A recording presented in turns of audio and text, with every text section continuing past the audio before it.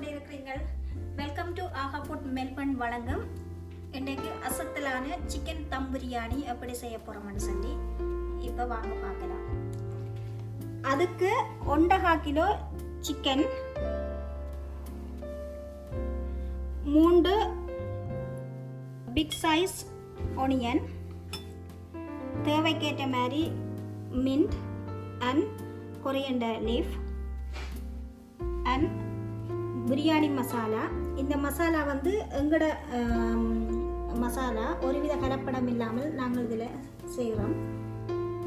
தேவைக்கேற்ற மாதிரி உப்பு, இதில் வந்து காடுமம், ஏலக்காய், வே லீவ்ஸ் அண்ட் கருவேப்பட்டை. இது தேவைக்கேற்ற 2 ஸ்பூன் தயிர், இது 2 மீடியம் சைஸ் தக்காளி, இது ஜிஞ்சர் கார்லிக் பேஸ்ட், இது வந்து ஜெலோ பவுடர். ஜெலோ மீன் இந்த பிரியாணிக்கு ஏற்ற ஆரஞ்சு ரெட். இது வந்து கொஞ்சம் சில்லி பவுடர். இது normal medium size medium spicy என்னோடைய நான் இதில் கொஞ்சம் 1 ஸ்பூன் ஸ்பைசி சேர்க்கணும், அப்போ தான் இன்னும் நல்லா இருக்கும். மற்ற இது தேவைக்கேற்ற மாதிரி லெமன். இதில் 1.5 கிலோ சிக்கனுக்கு வந்து நீங்கள் 1 கிலோ பாஸ்மதி ரைஸ் எடுக்கணும், அப்போ தான் இது சரியான கரெக்டாக இருக்கும்.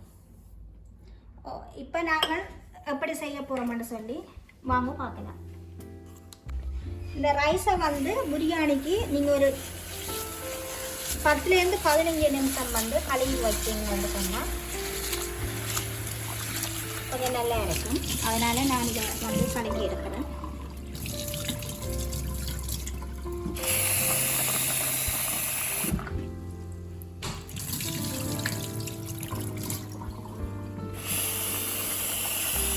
இது இப்போ இதில் இருக்கட்டும்.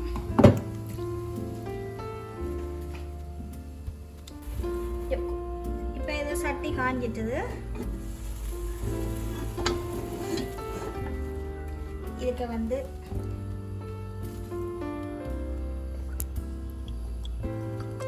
இதுக்கு கொஞ்சம் 2 ஸ்பூன் ஆயிலை விடுங்க.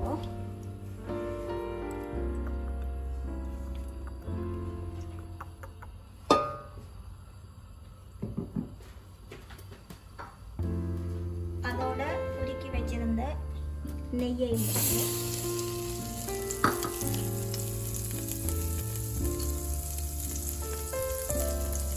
முதல் கொஞ்சம்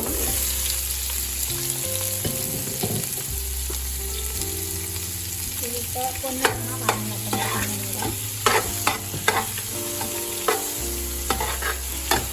இது வந்து 5 நிமிஷம் இப்போ வளர்ந்து கொண்டிருக்கட்டும். இப்போ இந்த வெங்காயம் நல்ல பொன்னிறமாக வதங்கணும். இப்போ இது இப்போ வதங்கட்டும். பருவத்துக்கு வந்துட்டு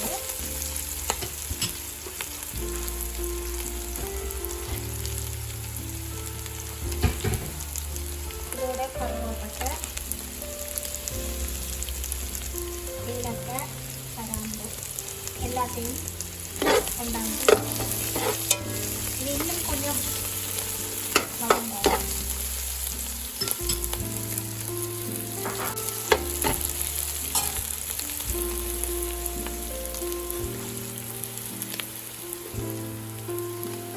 அதோட புதினா இதை கொஞ்சம் நல்லிலேயும் போட்டு போட்டுட்டு ஒரு நிமிஷம் மிக்ஸ் பண்ணுங்க. ஏன் இதோட போடுறதுன்னு சொன்னால் நல்ல வாசம் வரும், அதுக்காகத்தான் நாங்கள் இப்போ இதில் கொஞ்சம் போடுறோம். அதுக்கு பிறகு ரைஸ் தம் பண்ணி வைக்க அதுக்கு மேலே போடுறது நீங்கள் அதுக்கு நான் செய்யும்போது நீங்கள் தயார் பண்ணலாம். இதோட 2 கரண்டி இந்த சின்ன கரண்டியால் உப்பு கொஞ்சம். இப்போ இதெல்லாம் நல்லா வதங்கிட்டது. இது ஜிஞ்சர் கார்லிக் பேஸ்ட்,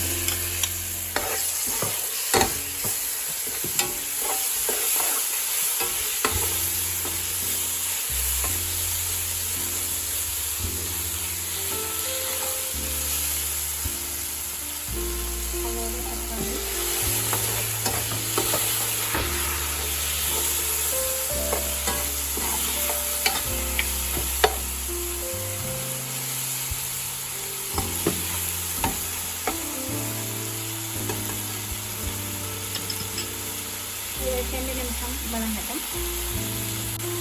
இதோட இந்த தயிரையும் மிக்ஸ் பண்ணணும்.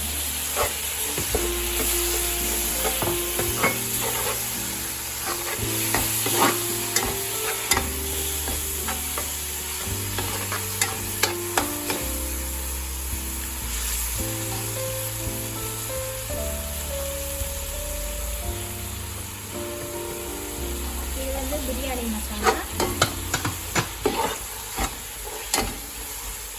இது வந்து நார்மலான உரைப்பட்டால் கொஞ்சம் ஸ்பைசி சாப்பிட்ற வழியாக தனி மிளகாய்த்தூள் ஒரு கரண்டி மிக்ஸ் பண்ணுறோம். உங்களுக்கு தேவைன்னு சொன்னால் போடலாம், இல்லைன்னு சொன்னால் விடலாம். நாங்கள் உரைப்பை கொஞ்சம் சூடு வளர்க்குற வழியாக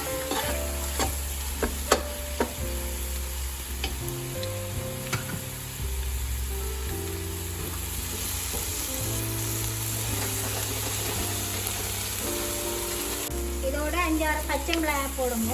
ஏன்னு சொன்னால் இந்த பச்சை மிளகாய் வந்து பிரியாணியோட சேர்த்து சாப்பிட்றது இன்னும் நல்லா இருக்கும்.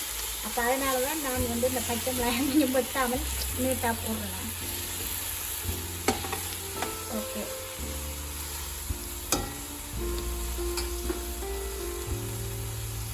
இதோட நீங்கள் மிக்ஸ் பண்ணி வச்சிருக்கிற சிக்கனை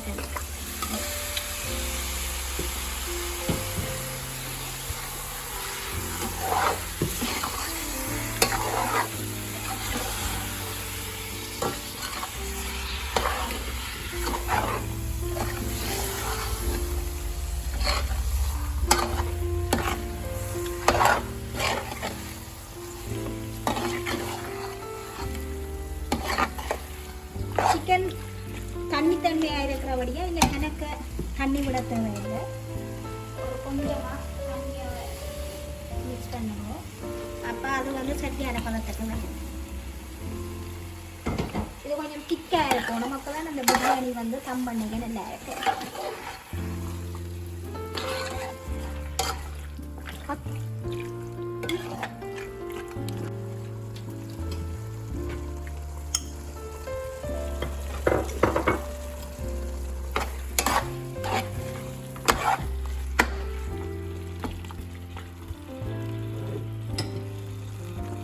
இதுக்கு இந்த சிக்கன் போட்ட வழியாக நீங்கள் இன்னொரு கரண்டி உப்பையும் போடணும்.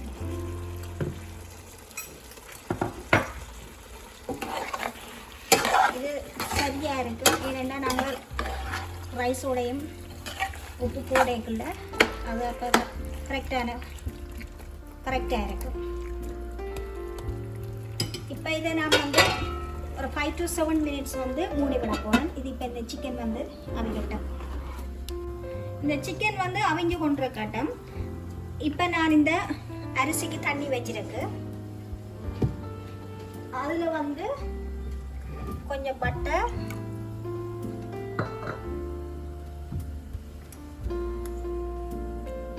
ரெண்டு ஸ்பூன் சால்ட்,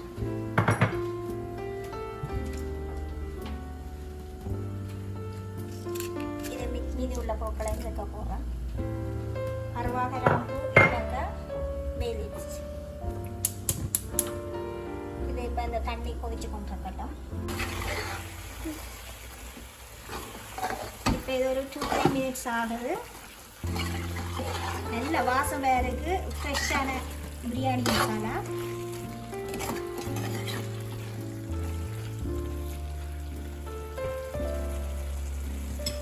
இன்னும் கொஞ்ச நேரம் இது வேகட்டும்.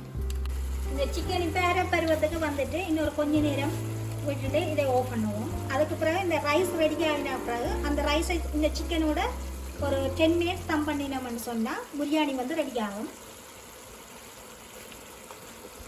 இதை இப்போ நாங்கள் ஓப்பன் பண்ணி பார்ப்போம். நான் தண்ணி நிறைய விடையில்லை, நீங்களே பாருங்க. அந்த சிக்கன் வந்து சிக்கன் தண்ணியும் ஒரு கொஞ்சம் தண்ணி தான் விட்டுனான். மூடி விட்டபடியாக தண்ணி கொஞ்சம் கூட மாதிரி இருக்கு. நீங்கள் கூட தண்ணி விட்டியலண்டா பிரியாணி வந்து நல்ல பதத்துக்கு வராது. ஸோ பார்க்கவே நல்ல அழகாக இருக்கு. இந்த மசாலா தேவைன்னு சொன்னால் நீங்கள் கீழே எங்களோட வெப்சைட் லிங்கில் இருக்குது, நீங்கள் ஆர்டர் பண்ணி எடுக்கலாம். மெல்போர்னில் ஆஸ்திரேலியாவில் உள்ளாக்கள். இப்போ இந்த தண்ணி கொதிச்சுட்டு இதோட நான் ஊற வச்ச அரிசியையும் கலந்து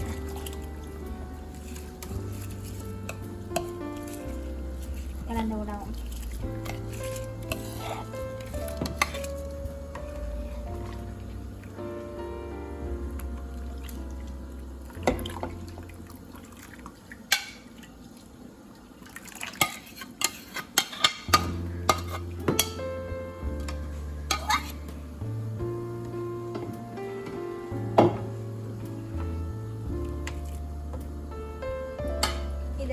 கொஞ்ச நேரம் அரை பருவம் மட்டும் விடுவோம். அதுக்கு பிறகு நான் இதை வடிச்செடுப்பேன். எடுத்த பிறகு தான் அந்த சிக்கனோட வந்து தம் பண்ண விடுவோம். இது வந்து அரை பருவத்துக்கு சோறு அவிஞ்சிட்டது. இப்போ இதை நாங்கள் வடிச்செடுக்க போகிறோம்.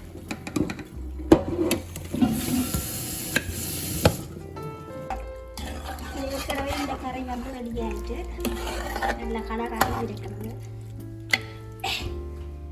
இதோட நான் வடிச்சு வச்சிருந்த ரைஸை போட போகிறேன்.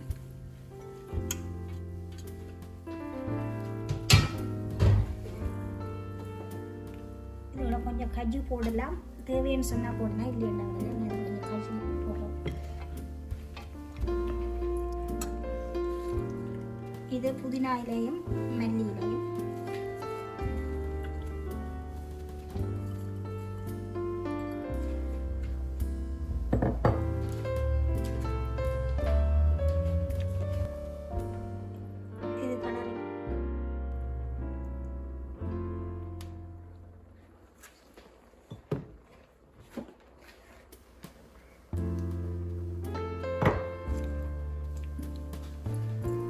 தேசிப்புளி ஏற்கனவே தயிர் மிட்டபடியாக இது வந்து ஓகேயாக இருக்கும். இந்த முடியாவில் ஸ்லோ ஃபயரில் வந்து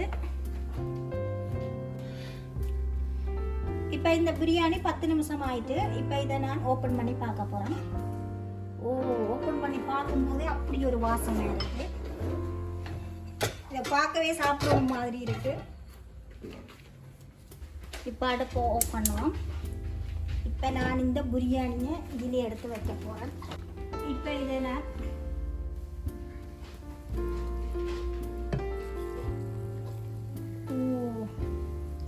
நல்ல சூப்பர் வாசனையாக இருக்குது. வாசனை தூக்குது.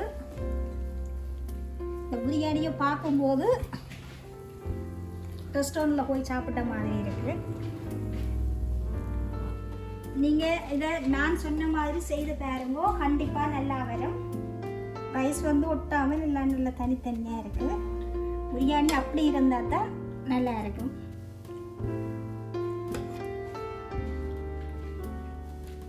ஓகே, இப்போ நான் இந்த இதில் போட்டு சாப்பிட்டு பார்க்க போகிறேன். இருக்கு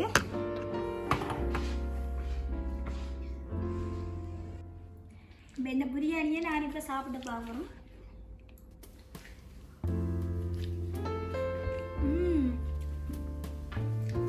சூப்பராக இருக்குது. நான் இதான் இந்த மிளகாய் பாருங்க எப்படி இருக்குது, நல்ல சுருண்டு. இப்போ இந்த பிரியாணியோட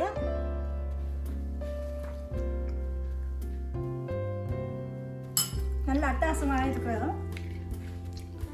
ஓகே ஃப்ரெண்ட்ஸ், இந்த வீடியோ பிடிச்சிருந்தா லைக் பண்ணுங்க, ஷேர் பண்ணுங்க, சப்ஸ்கிரைப் பண்ணுங்க, பக்கத்தில் உள்ள பெல் பட்டன் அமர்த்துங்க.